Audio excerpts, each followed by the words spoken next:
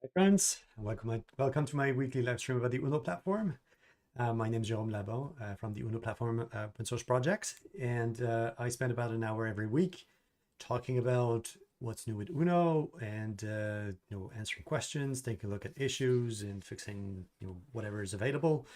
And today is going to be talking about the new announcement that we made today, which is the debugging support for VS Code and for mobile targets. So we used to have support for mobile debugging for WebAssembly and desktop targets such as ASCII GTK and WBF, depending on the target. But we were not able to debug mobile targets, and now it's possible. And I'm going to show you all about it and how we can do that kind of development. And there's a cool set of features there. So let's dive into it.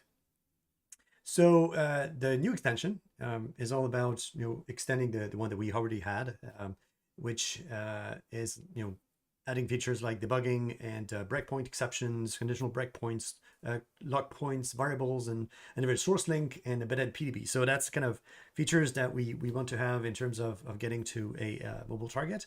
And it works locally and remotely, and we're going to talk about that afterwards, and we're going to take a look at that particular scenario. And it's kind of an extended story when you want to debug your own Windows, like I mostly am, and debugging on Linux, or debugging on a Mac when you want to do an iOS app, you want to develop an iOS app or a Catalyst app. And that's kind of a cool story that we can do there. So I won't go into too much details about what we're supporting, but with the features. But the interesting part here is the capabilities chart of what is currently available, and you're able to do iOS, Android, Catalyst, Web, and Linux with this extension now. We have XAML Hot Reload available for all targets, and we have C# Hot Reload that's coming for iOS, Android, and Catalyst very soon. That's going to be very interesting. And also, and to see that we're just adding support for what is already available in .NET. We're also adding the ability to have MAUI apps being debugged. So we're not supporting other features like C# Hot Reload or XAML Hot Reload at this point, but you can debug a MAUI app. You put a breakpoint inside of a click me button that you can see in a MAUI app. So that's a pretty cool thing. And thanks to Sébastien Pouliot, who worked on this feature, who's on the team and worked on this feature. So that's very cool. So let's go and into the getting started for VS Code. We have a few things to set up the environment. I won't get into that part, but what we're going to do is just start and create a project. So I do have a Visual Studio code open here. We're going to start debugging locally on my machine. So let's say for Android. So because that's one of the new targets that we added. So let's go and add our Uno platform extension. So the newer version is version 0.94. So when you install that version, it will automatically install a few other things along with C#. So that's the first extension that we have here. And then we're going to create a new project. So to find the new project, we can go into the documentation. We're just going to take that line. I'm just going to change. Come on. We're just going to change the name of the app. I'm just going to go into one specific folder that you have on my machine. And so that's 7 tests, and we're going to do this. We're just going to change the app name for my app 2. And there you go. So we created the app. Now I'm just going to be opening a new, I'm going to go into the folder, my app 2, and open a new code on that specific folder. Trusting the authors, and there we go. So when the extension starts, you're going to be noticing a few things. First, it requires you to run a restore, so that you can do. there's the Blazor WebAssembly that shows up. You can ignore that one without any issues. And once the restore is done, you should not be having any errors on that side. Then let's go for the mobile. We're going to be debugging the mobile version. So you want to click on that on the name of the solution at the bottom of the app. You go and select mobile, and then a few things are going to happen. And then at the bottom again, you're going to be seeing new items showing up. And the first one that you're going to be seeing that's new is the new target framework selector. And that target framework selector, for now on Windows, we're going to be selecting Android. So Android is going to be the one I'm going to be seeing a new target to run the project on, which is the set of emulators that you have available on your machine. So on my machine, I only have emulators and devices, of course, and exposed both targets. And on my machine, I only have one simulator that's running, which is a bit too big. Let me resize that a little bit. So that's my emulator running here. So now that you have all this, the second thing that we need to go take a look at and make sure that we have selected mobile debugging here. So to make sure that we have the right target here, so we can see that it's not there, and I'm going to show you why it's not there. It's actually on purpose, so that if you have an existing project and you want to debug on that target, you can go and add a new configuration. So if you go in here, and it's going to open the launch.json file, which is located here in your project. And we have a debugging section at the bottom here, and we have an advanced coding debugging topic. And if you want to convert an existing project, you only have to add that specific section to the launch.json configuration file. So there you go. So that's it. Just making sure that we have the right version here. Okay, there we go. So there we have it. Now that we do have our launch.json with the Uno platform mobile, just note that what's in here is not particularly relevant. It could be anything. It's just set to Android by default, but you can select anything afterwards. It doesn't need to change in any way. So let's go and start debugging. So we're going to select our Uno platform mobile at the top here, and we're going to start the debugging. So what will happen is that the debugger is the compilation is going to happen. I'm going to build the whole application here using the mobile target that you can see at that location, and the code in the main page that we have here that is going to be just showing a text block at the middle of the screen. And we're going to be seeing that once the compilation is done successfully, the deployment of the app is going to happen on the device or the simulator, which is the one that I selected at the bottom here. It takes a bit of time because there's a few things that are running, mostly the linker, and I don't think there's AOT running at that location, but there's something that you can enable as well from your C# file here to the mobile target. There you go. So you can see it's installing the package and then launching the application here. So there you go. So that's the first part. So we have the application that has been built and started up. Now we have the application that's actually small, but that's fine. We're going to change that afterwards. So one thing that we can do is put a breakpoint in the creation of the page, for instance. So if we are here, let's put a breakpoint and restart the app. And we're going to take a look at what the breakpoint is actually showing us. So it should hopefully go a little bit faster because the application is built already. There you go. So the application is built, and we should be hopefully be hitting the breakpoint in here. There you go. So now that we're there, we're going to wait a little bit for the local variables to show up, and then when we open the local variable, we just wait a little bit. We see that VS Code is actually browsing everything, and we can have access to all the variables and properties that are available in the app. And we can see that the background sizings, border inner edge, and we can see the border brush and things like that. So that's the kind of things that we can view as part of the debugging experience in Visual Studio Code. That's for Android, at least. So let's continue a little bit, and if all goes well, so we can take a look. So we're going to be doing some hot reload, and the hot reload is done at that location. So if we take a look at the hot reload here, it should be connected properly, if I'm not mistaken, unless it has some other issue. It looks like there are a few errors, so we're going to take a look at that, try to see if we can debug it if it doesn't work. And let's go and see a live stream maybe.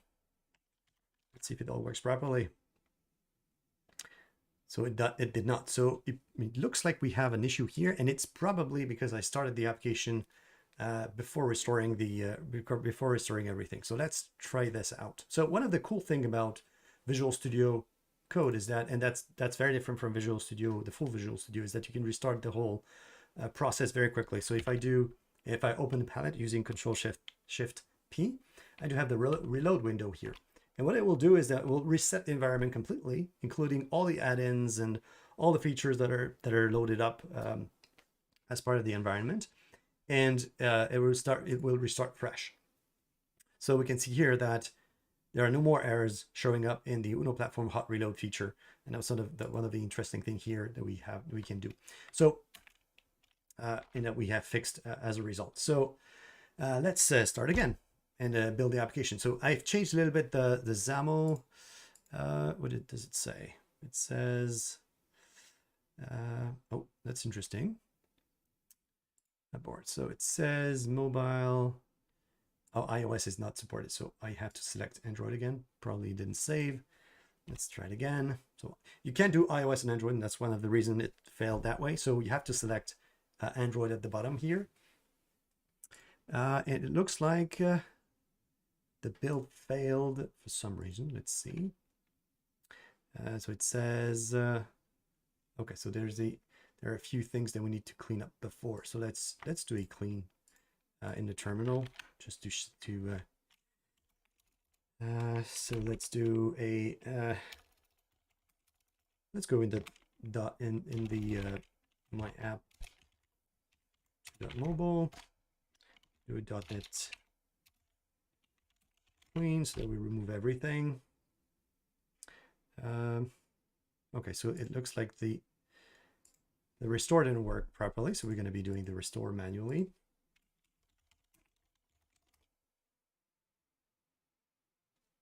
Okay, do a clean. This time it works better, I would guess. No, it says, does it say?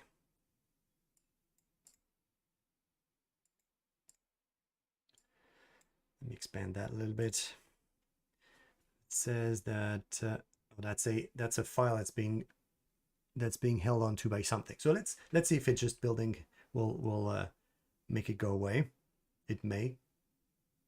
Sometimes it happens. There's a tooling in behind it in the background that's locking everything up. So it looks like we have something that's not working well. Okay, so if it does that, and that's the thing with Visual Studio Code, you have sometimes to adjust a little bit of the content that happens, particularly because we didn't select the right tooling at the beginning. So let's do this. And I'm also going to be deleting the bin and opt folder just to make sure. That's one of the cool things that will happen to change when building with .NET 8. There's going to be a single folder at the top that's going to be called _artifacts that will have all the bin and opt folders just lined up there. It's going to be a lot easier to work with. Okay, so we're done again. Does the hot reload work properly? It does. Let's see. Oh, I still have iOS selected, so maybe that's the issue that I had originally. So let's try it again.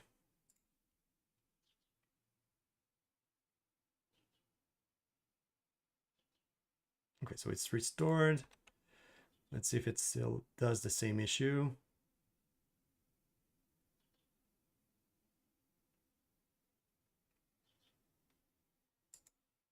No, it still does the same issue. Okay, so we have something that's interesting here because it looks like it's trying to build something in duplicate for some reason. Not sure why.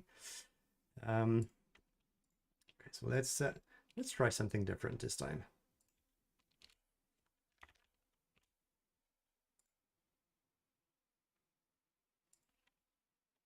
So I'm just going to be selecting iOS again, Android again.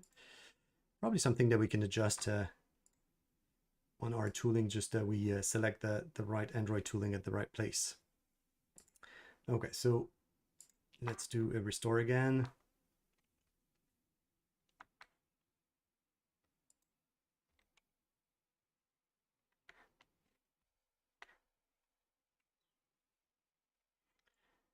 And is this time going to be better? I would hope so.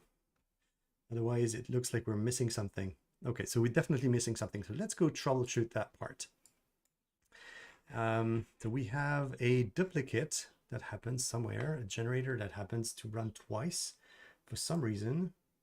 Oh, did you look at that? That is not supposed to be at that location. That explains quite a bit. Okay, so it looks like we have a small issue here that we can probably fix later on. That's what the good parts of live streaming is. So if we find an issue, we can fix it afterwards. So for some reason, it looks like the tooling just ran and created files at the root, which was not supposed to be there. Could be a risk addition or something similar.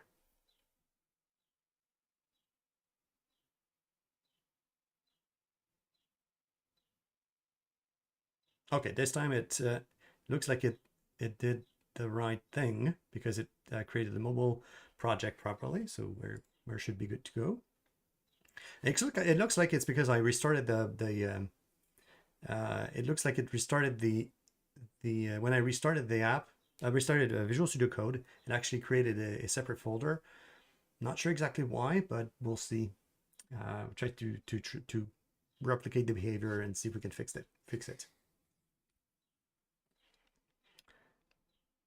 Okay, so if we take a look quickly at the build, what do we get? Okay, we have .NET running here. It's running some Java stuff. Good. Okay, so we're back in business. And this time, if we take a look again at the hot reload feature, so we can see we hit the breakpoint again.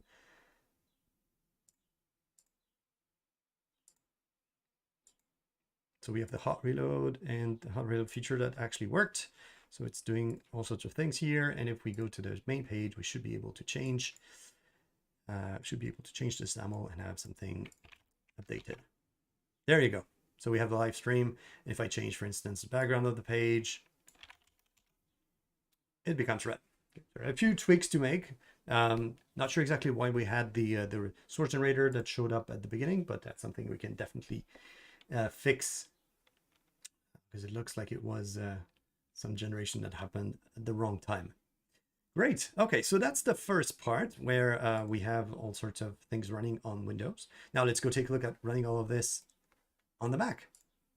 And to do this, we're going to take a look at my Mac. So I have a Mac connected here. And what I'll do is just open a new window. We're going to set up everything so that we can connect to the other side. So if you take a look at the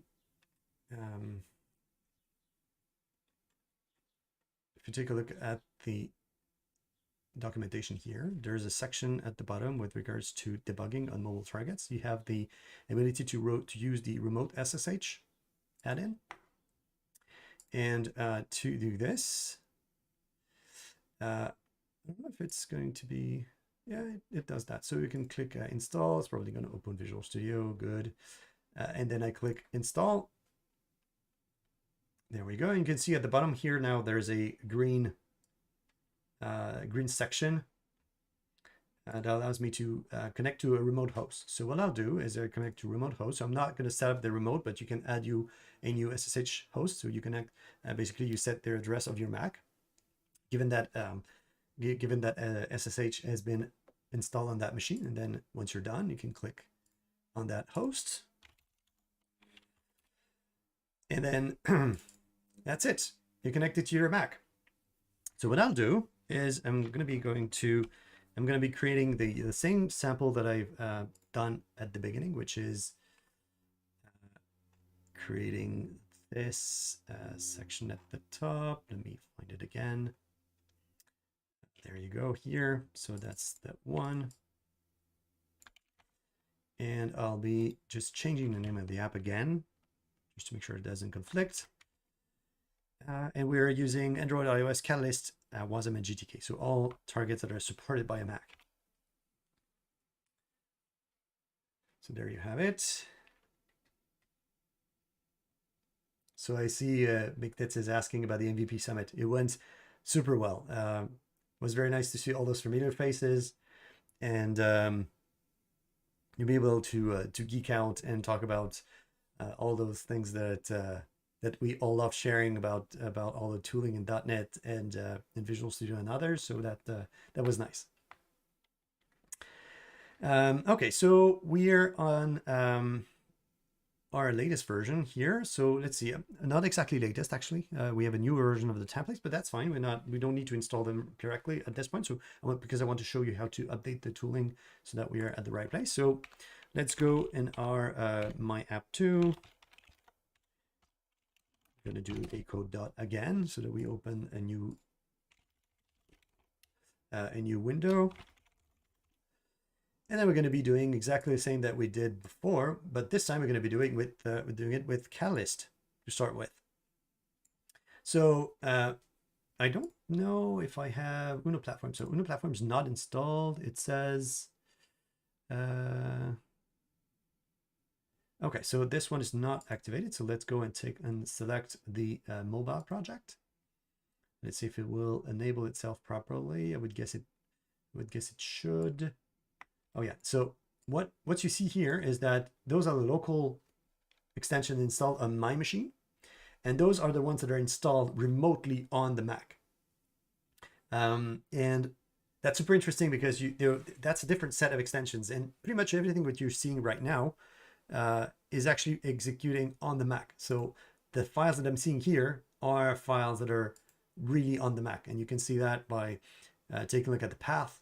You can see that it's home directory and my app 2 directory and build props. So that is pretty cool. So that's it. So what we'll do, and we can see here that we have iOS. So let's go for the Mac Catalyst first. And we can see that we've selected Mac Catalyst, and it runs on this Mac, which is this Mac being the Mac here, and not the local. Not my local Windows machine. I see McNets is asking, can it be used with a Linux machine too? Okay, so Linux is specific. So Linux only supports Linux targets in a sense. That means that you can't do Windows development on it, and you cannot do Mac development on it either. You can build Windows apps, but WPF apps, but not debug them. You cannot run them, and you cannot build macOS apps either. There are ways to make Android development possible, and this tooling is kind of supports it, but not officially. And the reason for it is that Microsoft support for Linux for Android for .NET 6 and later is not official. So it's something that you can do, but not supported officially. For Skia, yes, you can do Skia remotely if you want. The problem is that you have to connect to your display to be able to see something there. So you have to VNC to your machine to be able to see something happening, but it's definitely possible in the same sense that I'm doing it for Skia here. You can remote to your machine. That's definitely possible as well. Okay, so now I have everything. Now, if I go to the debugger, I'm going to see that the mobile target is not available. So I'm going to go to the VS Code launch JSON, and I'm going to be adding the same file the same section that I added before. Note that if you're using the latest templates from Uno, which I'm not using here on purpose, so that we show that we can actually upgrade projects to use that new feature. You're not going to have to add that section. Okay, so if I go to debug again, I should be able to select Uno Platform Mobile this time, and you can see that we have Mac Catalyst and then this Mac that is selected, which is fine. And then if we start the app, we should be able to see everything running fine. So one other thing that I want to take a look at is the same thing as I did before. just make sure that we have something debugging properly. We can see that we're running probably an older version, which is not correct. So we're going to have to upgrade Uno there so that we are using the right version. Otherwise, there may be things that don't work with regards to hot reload, but that's probably fine for now. Let's go and debug our app. If I put a breakpoint in my main page here, I should be breaking in the initialize component. So the debugger failed for some reason, not too sure why. Yeah, yes. So that one is actually interesting. So I'm using a previous version of the Uno template, and there's one specific feature that was there previously that you may need to remove. Something that you won't have to do when you're using the latest template. It's actually the mtouch extra with the Marshall Objective-C exceptions. This is something that you can enable in release, but not in debug. If you enable that in debug, then you're going to have crashes like the one that you just saw. So let me see. Oh, yeah, well, probably going to be removing that line altogether. Probably going to be easier. So let's go and try again. The debugging is actually a little bit faster than it does with iOS for some reason. I mean, starting up with a Catalyst is faster, probably because there's no emulator of any kind that needs to run. So the only time that's spent is actually because there's a bit of linker that happens.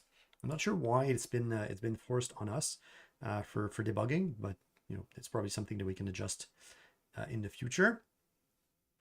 And then we have the breakpoint here, and we can see that the app didn't crash this time. And if we let the execution continue, we can see that the window is showing up properly, which is super awesome. So that is something that I've been waiting to be able to do for a while, because you know I wanted to say on my Windows machine and being able to debug a Catalyst app on the Mac, and the only way to do that was to use Visual Studio for Mac. And I mean, it's interesting in itself, but I didn't want to have to jump between machines to do that. Now you don't have to, so that's a pretty cool feature.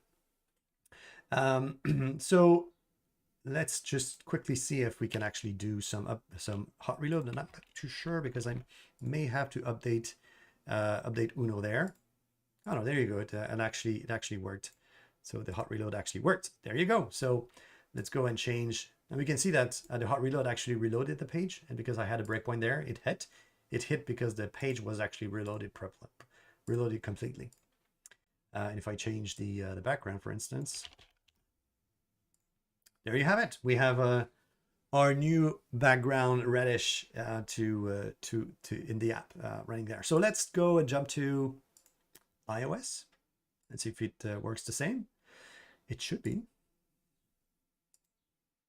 Let's go and take a look. So we can see here that if we click the device selection, we have a lot of devices. So those are local devices. And note that if you want to go for so there was something about being able to run on mobile devices. It's something that I forget. Probably going to have to take a look at the documentation. But anyways, so we're going to be taking a look at running on an iPad 10th generation, and let's see if it works properly for us. So same thing. It's going to be building the app and signing with whatever is available locally, and it's going to be starting the emulator momentarily. And we're going to be able to debug the app if I put the breakpoint again. And one of the other things, we can take a look at that afterwards. So one of the things that has been added in this extension is the support for source link. So being able to download sources that are coming from other packages. Well, it looks like I have two emulators running at the same time, probably because everything started up at once. I'm not sure. So I selected the 10th. Just can probably close that one. There you go. So it may crash again. We'll see. It's probably because I have the select exactly. So it crashed the same way, and it's for the same reason that we do have this option that used to be in the templates, and that is not anymore. But if you have it in your own application, because it was created a while back, you may want to move that to another target. So we're probably going to be enhancing the documentation there to say that you need to move that option. Okay, so let's try again. So Mignetz is saying that it seems really fast compared to Windows emulators. Well, okay, so on a Mac, if you're building from Windows to an iOS device, it's going to be pretty much doing the same thing.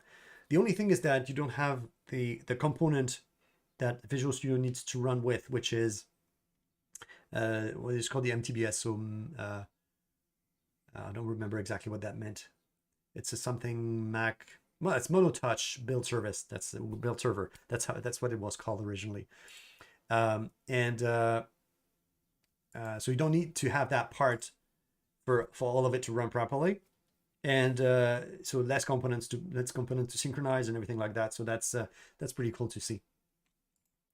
And then there we go. So we have our application running here. So it's big red. And if we change to green, do we have anything? There you go. So we hit the breakpoint again because the hot reload worked. And then we have our updated. So let me change this because it's a little bit annoying. There we go. Just putting this to the side. There you go. So we have our simulator that actually worked properly. So there you go. There you have it. That's super cool. We're able to do all sorts of things with the debugger, and you can debug your application from Windows or from a tablet if you want. I mean, you could connect. You can take let's say a Chromebook, for instance, and run code in there, and then connect to another machine through SSH. It will just work. Properly. So that's super nice. So let's do a small thing here. We're going to be taking a look at this call stack. So let's add a on my button, and I'm just going to do the console write line here. That's probably going to be good enough. We actually don't need anything specific. I just want to break on it so that we can go and dig into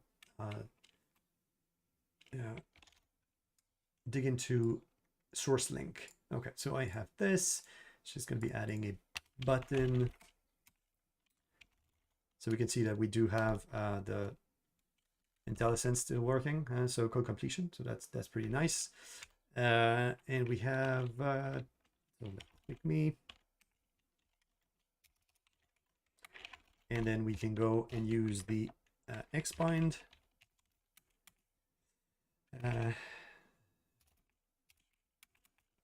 Xbind didn't pick up my expression for some reason. I wonder if it's because I haven't closed the thing here.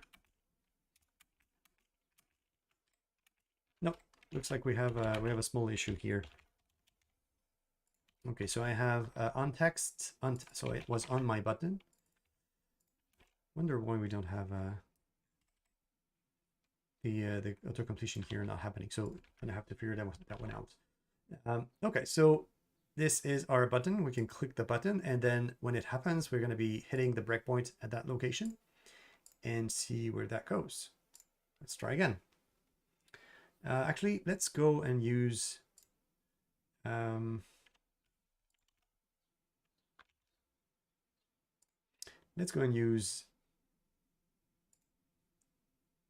Catalyst instead, because it builds faster and deploys faster. Even though the iOS support is actually pretty fast, but just wanted to have it a little bit faster.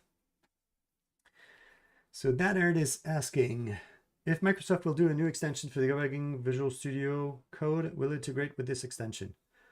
I mean, your guess is as good as mine. I mean, if Microsoft is able to do something about it, fine. I don't know. But yeah, we're definitely gonna follow what Microsoft is doing if that happens. I mean, I mean, if Microsoft doing something by itself, that's super fine. I mean, we've been doing this with Visual Studio, the full Visual Studio. We're hanging on to what's available. We prefer standing on the shoulder of giant than than trying to replicate what the giant is doing. So so far the giant is not doing what we do, so we go ahead. So there you have it. So we have our app here. If I click on the button, we should be hitting the breakpoint. And now if we go and take a look at the call stack here, we can see that we have, let's say, button-based primitives on click. So let's see if we can have our call stack showing something interesting. So it looks like for some reason it's not giving me the sources here. So maybe it's something that I need to go and ask Sebastien about it. Oh, okay, so Sebastien's here. The iOS SDK does not copy the PDB inside the app. Source link won't work by default. Okay, so there you go. Okay, so maybe that can work with Android. So let's do it for Android then. Let's go for Android. So let's do it. So the cool thing here is that I can do it. I can debug remotely for Android as well. So that is something that we can. I think we mentioned that, by the way, Sebastien, to have the symbol. Probably we should be doing that by default, or maybe put it at the top. Or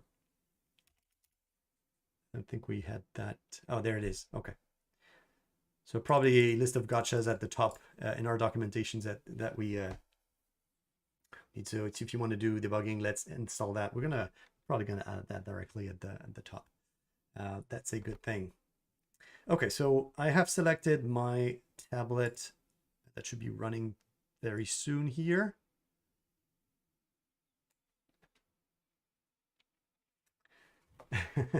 Yeah, or maybe it could be because I have so it was supposed to be fixed, but maybe because I have an older version. So I'm running a 2.02. Maybe that's the one that doesn't have the right fix. Okay, so do I have my simulator running somewhere? Where did it go? Oh, there it is. Okay, so I have my simulator closed. Okay, there we go. And I should be able to click and hit the breakpoint. And if I click on the frame, it should be downloading the file, if I remember correctly. And it should show where we are. There we go. That's super cool. So we are in the on click in the sources that are coming from Uno. And we can see that we have raised the click button, and we have, let's say, button base, which says that if the click mode is released, then we should be handling it that way. We're in the invoke handler. We're in the pointer event handler that has been raised. We're in pointer events. We can even go into. Can we go into Java interrupt? No, that one is not available. Oh, that's too bad. Okay, so we can only go to the sources that are coming from Uno. The other ones are not available yet. Okay, so you can see that we're actually handling that's the native motion event that's coming from Android, and we're moving up the stack to be able to handle the button press and being able to debug. I don't know if we can put. Can we put? We can actually put breakpoint there. So let me try again and see if we can actually break. We do break there. So you can even put breakpoints inside of code that has been downloaded through source link and see and debug that code. That is super nice. And it's something that was not available as part of Visual Studio on Windows. This is a feature that was only available as part of Visual Studio for Mac, but now is available to you if you're a Windows developer but have access to a Mac machine. You can debug your applications on a Mac or locally. You're using VS Code and get access to all those nice features from the Visual Studio Code extensions for Uno platform. Sebastien, did I miss anything? I think we have trace points, if I remember correctly. Probably have missed that part. Let me see. Let's take a look at the list again. We have conditional breakpoints, lock points, and variables. So variables, we have that. We take a look. Conditional breakpoints, lock points. I think that one is. Let's go take a look quickly at tracing. So we could probably trace that one. So it's a log message here, and we say we have interpolation here. So if we say, I think it was pressed, set pressed. Okay, so if we do set pressed, and then we do has not changed, what will that do? So I would guess it would go in the debugging terminal, probably. If I go here and oh, it hit the breakpoint again, it looks like. Oh, I can't remove. If I remove the breakpoint, okay. So I didn't. Did I press? Oh, I probably forgot to press continue. That's too bad. Okay.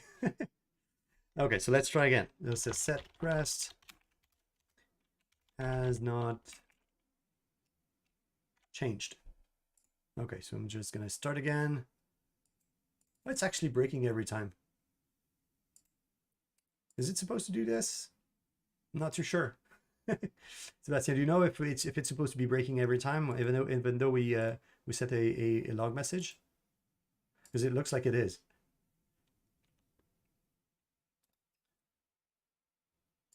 If I disable the breakpoint, let's see. If I disable the breakpoint, do I still get the messages showing up? No, it doesn't look like it does. Okay, so maybe there's something that I need to learn from Sebastian to. It should not. If I hit enter, I did not hit enter. There you go. Okay. Okay, that's probably what I missed. Okay, so if I enable lock point and I do wait, start again. There you go.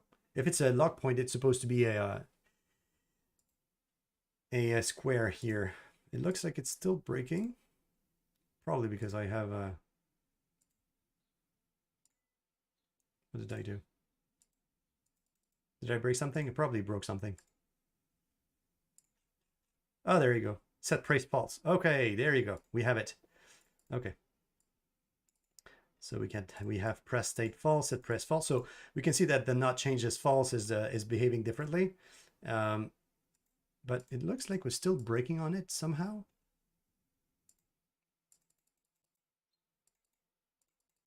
Oh, it's kind of showing up breaking, but then continues afterwards. Okay.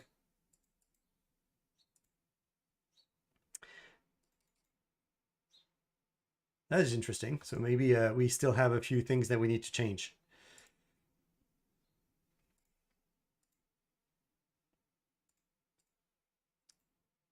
Okay, so the lock points. Okay, so there it's done. Okay. No, it's still breaking. So we have it looks like we still have the breakpoint that is showing up even though it was not supposed to be there. So let's say if I add the lock point, but before I start the app, just to see if it's something that we need to fix. Set pressed. Oh, we're in the release, so let's move the breakpoint to another location. So if we add the breakpoint here, and we do set pressed for is pressed, press enter, there we go, and then we start the debugging this time. So just a reminder, we're actually putting a breakpoint set of Uno, which is not sourced to have locally for that instance.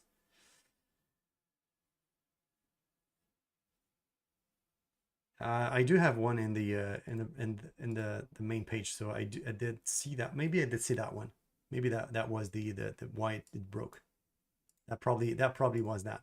It was actually breaking on the other one. So that means that it was breaking, but it was still on another page and didn't focus like Visual Studio. So that's an expectation that I have different from Visual Studio for Windows, because when a breakpoint hits, the window is in Visual Studio, the full Visual Studio, the window, the actual active editor is moving to the location of the breakpoint, and it looks like it was not doing that. So that's interesting. Okay, so I've started the app again. And if I press the button, do I have the output showing up? There you go. Okay, so we have when I click the button, every time you can see that it's changing. It's changing. So there you go. And we can see that if I keep moving inside, I have a lot of messages that are showing up. Well, that is nice.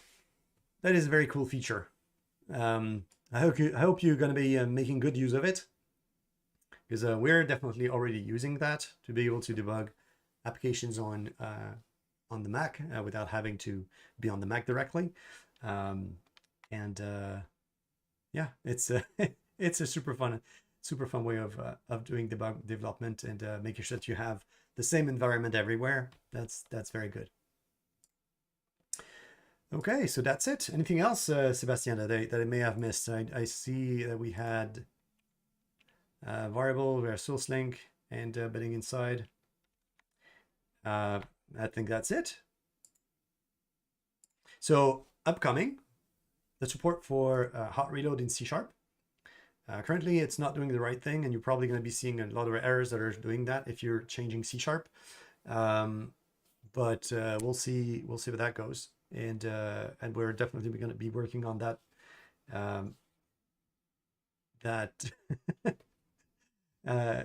We're definitely going to be working on that C# hot reload feature that is very useful when debugging applications. So that's it. That's a lap around the support for mobile development on VS Code, either locally or remotely. So I hope you'll enjoyed that. So I think that's it for today. We're going to be taking a look at one small feature and someone that opened an issue recently, and we're going to go back into our Visual Studio and see what we need to do. So we have a user that had reported that Xbyte was losing flyout. Xbyte was not working when the flyout is shown as an element for the first time. So we're going to try to debug that part. Unless there's there are questions about the Visual Studio Code support for mobile. I see that Slugius Rex saying looks like a big improvement. It is a very good improvement.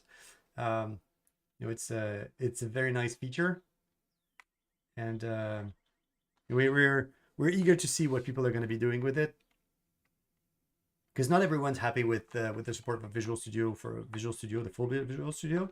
I mean, it depends on what you're using it for. But if you're running on a Linux, for instance, I mean, if your data driver is a Linux, but you want to do VS for Mac development, if you can connect to a Mac from your Linux machine, it's super nice. So that's that's a very good feature.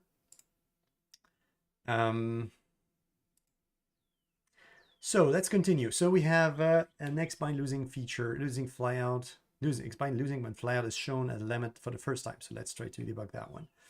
So it says basically that Xbind is failing, that it should not fail. And we have repro, which is super nice. So let's go and take a look at that repro.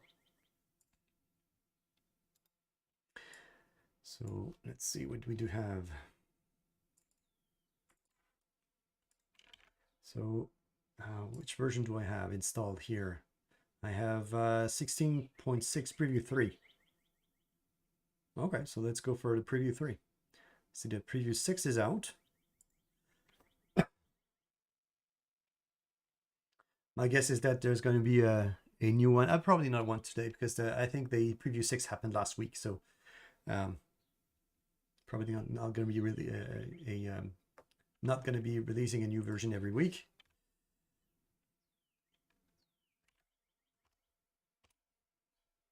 So let's take a look at what this application does.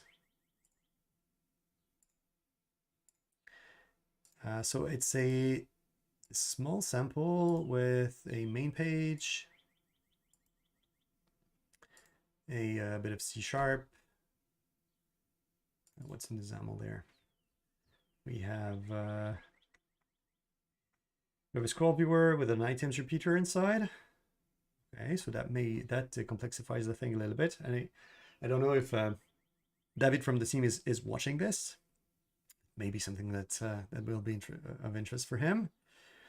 David is our resident expert on items repeater. That may be something that he can take a look at. So the application doesn't look like it's super complicated. So let's go take a look.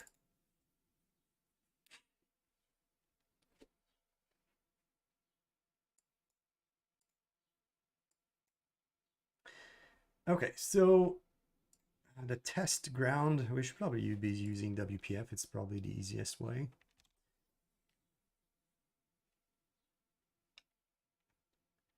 And we're gonna, so also what I have not looked at is which version of Uno is used. Okay, so it's a pretty recent version. Oh, actually no, it's 4.8 dev, so it's actually old.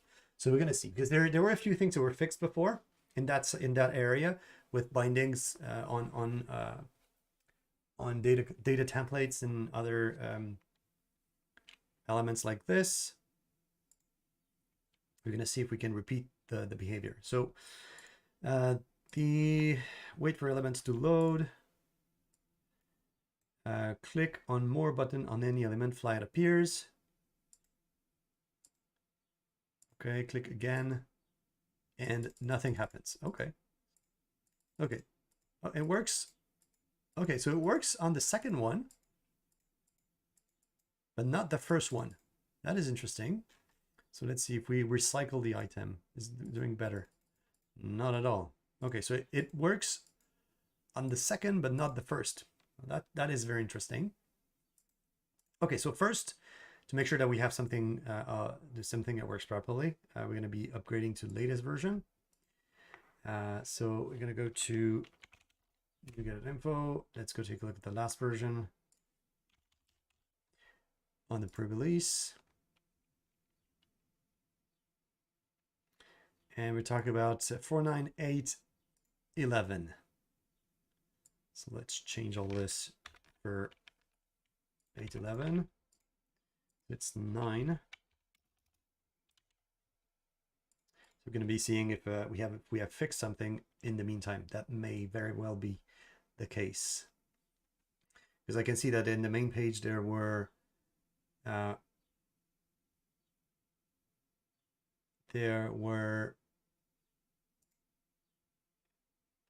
some data templates, and that means that some of the content may not happen to be data bound properly in that context. So we'll see. I think those changes though were done in the items control, so it may not be related to the items repeater feature, because it does not use the same piece of code. So we'll see if it actually reproduces or not. Okay, so we click once, click twice, still no joy. Okay, so not happening properly. Okay, so one thing that we can do is take a look. So the first thing we can do is determine what happens with the actual clicking. So we can see that there's a button click that needs to happen. So one of the first thing that we need to validate is that, are we actually getting into the button click? So it may be something like that. So maybe it's the event that doesn't happen properly, or maybe so we click the first time it happens, or maybe sometimes it's the data binding that doesn't work properly. So data binding works properly. So that's the event binding works properly. So we do actually know that we're getting in there, but the context flag is not showing up. So maybe it's showing up, but it's not showing in the right place. Could be that as well. So let's see. The thing is that we're actually showing the element there, but it doesn't feel like it's the binding that should be happening there. Let me see once again if there's something else.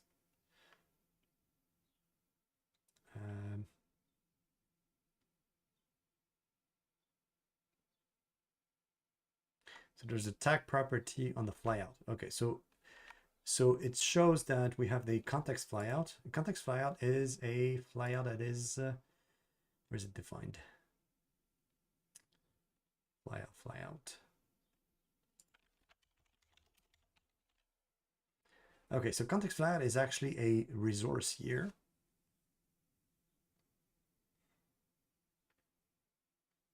So it doesn't look like a binding issue. It really looks like a positioning issue, because the flyout should be there, but it doesn't show for some reason. Because if it were failing, it wouldn't work for the other models. You can see here that it actually works for the other elements that are there, but it doesn't work for the first, for only the first element. Actually, this time it works. Okay. Okay, so maybe it's a story of recycling then, because it works this time. Okay, it continues to work this time. Interesting. Let me rebuild, because maybe it was related to the version of Uno that was executing at the time, and maybe it was not replaced for some reason. Could be something like that. Sometimes Visual Studio is doing its own things with regards to updating binaries that are running, so maybe it's related. So let's see, if I click the button once, click the button again, it doesn't work. Okay, so if I scroll down, scroll up again, still not working, but working on the second button. If I refresh, it works. Okay, so it really is, it feels like it's a story of positioning of the item. Okay, so let's see. I'm going to try to go inside the show at element, because source link is going to be working in that location. We should be able to see what Uno's doing the second time. Oh, okay, so the data context of the element is not there. Okay, so maybe it's something different then. Oh, okay, so data context is not available on the element that has been provided. So we can see that we've lost the data context. We've lost the data context at that location for the first element, but that's very curious, because that is very curious, because the binding here actually worked.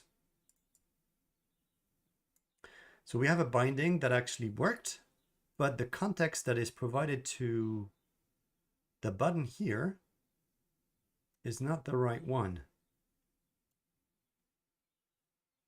Okay, so maybe it's the, okay, so it's the tag here. So it would be the propagation of the binding to the tag, maybe? That's very curious. So, and it's working the first time, but it's not working the second time. So the tag is available for the first time, but not the second.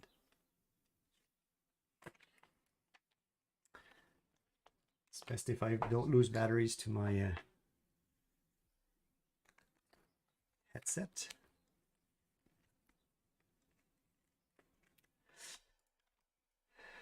So if I'm here, I have data context. Data context is not set. But do I have tag? Okay, so that's something that we can try. So I have data context that is null, but do we have tag being set? Tag is null as well. And if I take a look at content, because we should be having a content. Okay, so what we're going to do is going to data bind the text of the button to the same thing that we had before.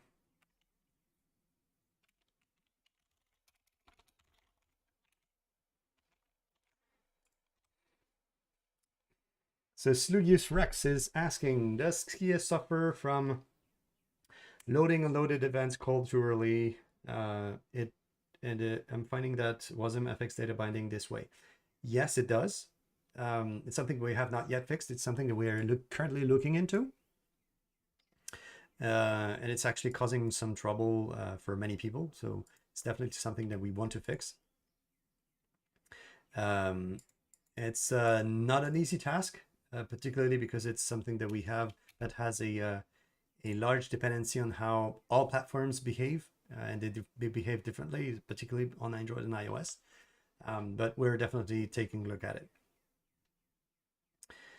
So the column is not the right one, so let's put it auto. and see if we have something different.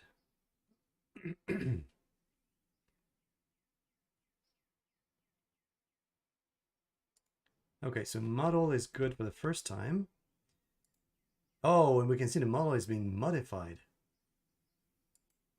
Oh, that's very interesting. Okay, so the content, so the binding is changed. Do we have two-way bindings here? No, we don't have two-way binding. That is very interesting, because the value is not supposed to change. We have an X load here that is available. So maybe it's caused by that. Oh, no, X load is not that. So we have no two-way bindings happening on content, but it is still being changed.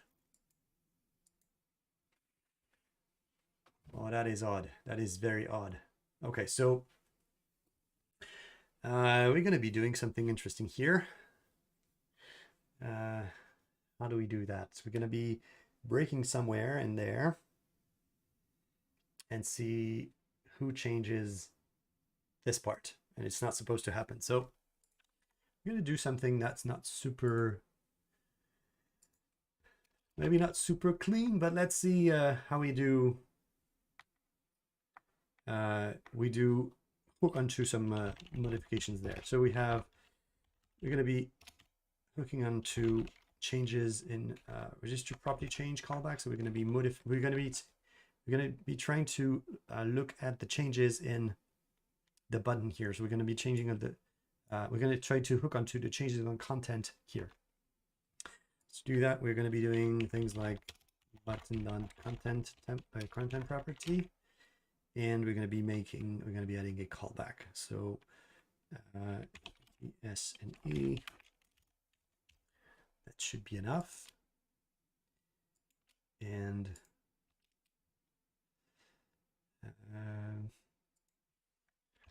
it's like I missed a variable here, and we're going to be adding a breakpoint here.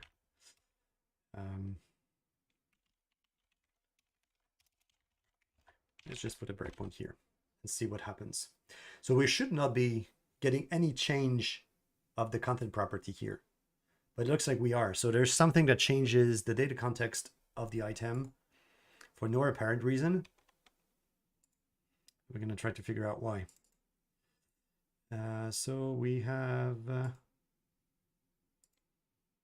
very curious messages. What did I break? No, nothing. Okay, just a fluke.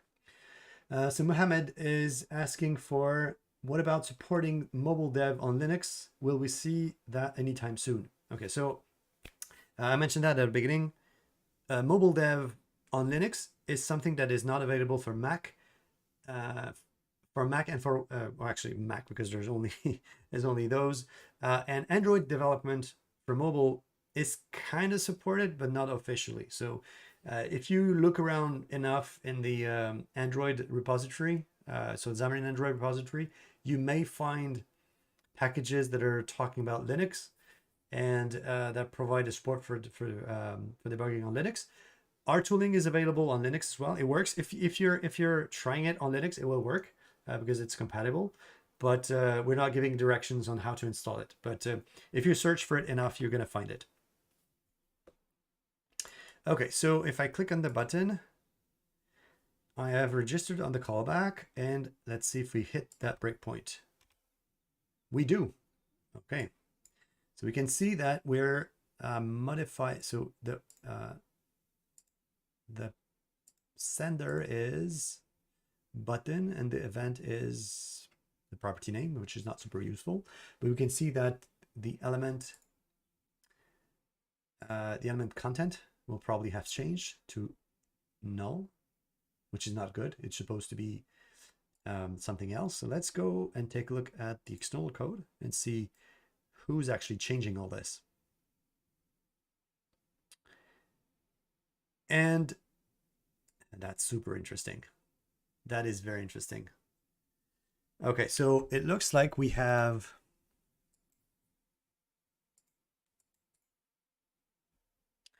it looks like we have something that is modifying the data context somewhere in there. We're setting the placement target. And for some reason, we're changing the data context of the pop-up. I'm not sure exactly why.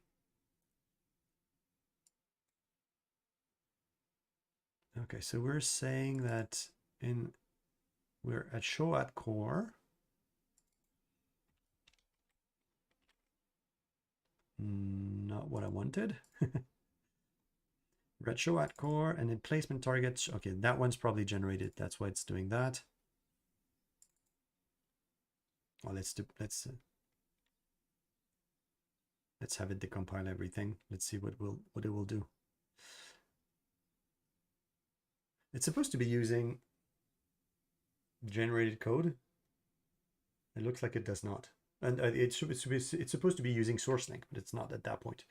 Not sure exactly why, but it's decompiling all of Uno so that we can actually put a breakpoint in there or see where we're at. Some of the files are pretty large. That's why it's taking a bit of time.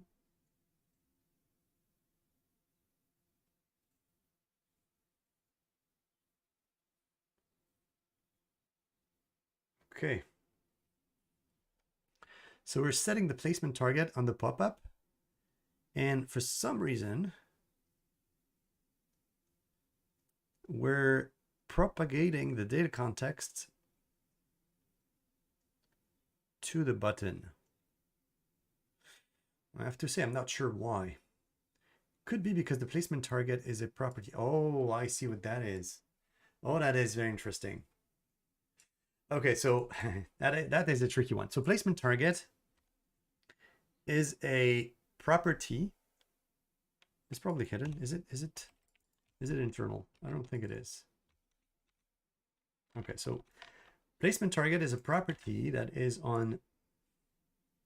Let's go in Uno. It's gonna be easier to troubleshoot.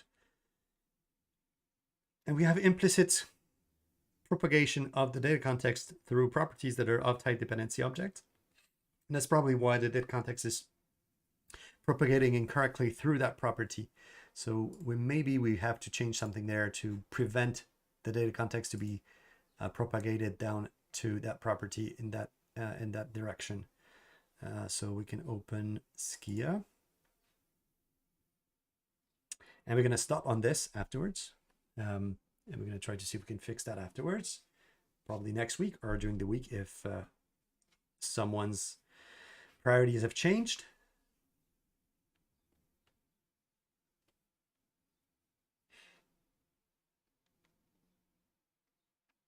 It looks like my machine is acting up a little bit. Not too much memory consumed. Should be a little bit faster than that. Okay, so if I go to placement target, not sure if it's going to find it right away. There it is, placement target. Placement target property is a framework property metadata, which means that it has, I'm sorry, no, that's not the right one. It is a framework property metadata, placement target. And that specific property, because it's a framework property metadata, has implicit data context propagation. So that means that we need to specify explicitly in here that we don't want the data context to be propagated through that property. So it's probably not going to work here because Visual Studio is still loading up the solution.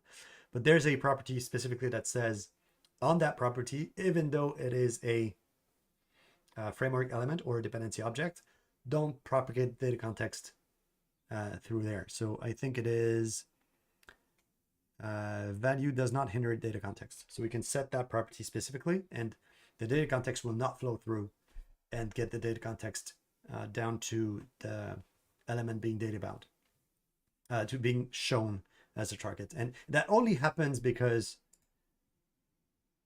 the source here, so the source of the bug is only because we have show element at with an element here, which is the placement target by default. So internally, the pop-up is being provided the placement target, but as a result, the data context of the pop-up, which is null, because it comes from a resource dictionary that we have defined here, I think.